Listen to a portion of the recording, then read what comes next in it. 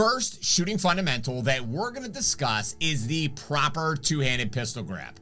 But before we jump into exactly what the proper two-handed pistol grip looks like, let's first discuss why it is so important. Your ability to achieve the proper two-handed pistol grip is critical to achieving accurate hits, controlling recoil, and making fast follow-up shots.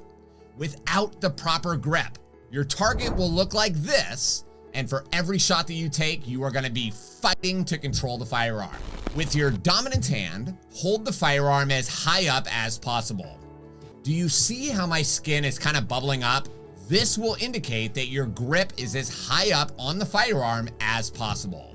Your trigger finger should be touching the seam of the slide and the frame, nowhere near the trigger area.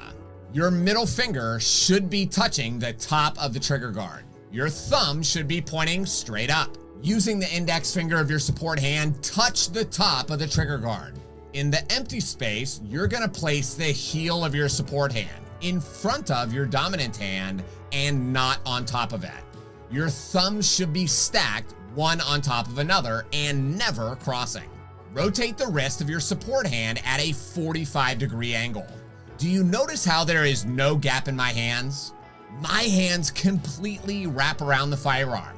If I allowed a gap in my hands like this, it would allow the energy of the recoil to exit in this area, causing the firearm to move like this. Apply equal pressure with your dominant hand and your support hand. The proper shooting position. First, your feet should be slightly wider than shoulder width apart. If you're right-handed, move your right leg slightly to the rear. Just imagine that you are about to get into a fight. How would your feet be positioned? Your feet, hips, and shoulders should be pointing towards the target, with your hips relaxed. This is a really critical step because it affects your body's natural point of aim. This is also a skill that 99% of gun owners do not understand. Next, lower your center of gravity by bending your knees with the weight on the balls of your feet. Bring the firearm into your line of sight with your head up and erect. Your arms should be fully extended and locked. You do not want any type of bend in your elbows because that's going to allow your body to experience a lot of additional recoil. Your shoulders should be in front of your hips with your nose over your toes. The proper shooting position should be balanced and comfortable. The shooting platform that I just demonstrated is called the modified isosceles position. This will give you a very stable, balanced platform for you to manage recoil and make fast follow-up shots. Loading your pistol magazine is easy. We will begin by picking up your pistol magazine and inserting a cartridge. Now here's a really quick tip. If you attempt to press a bullet down in the rear, it will not go into the magazine. You must press down in the front of the magazine and then slide the cartridge to the rear. Then, I like to use my left thumb to slightly depress the first cartridge while I use the back of the second cartridge to press down on the front of the first cartridge. Repeat this process until the magazine is completely full. Now that your magazine is loaded, pick up the firearm with your non-shooting hand and place it into your shooting hand. Remember to keep your finger off the trigger and keep the firearm pointed in a safe direction. Remember to lock the slide to the rear if it isn't already.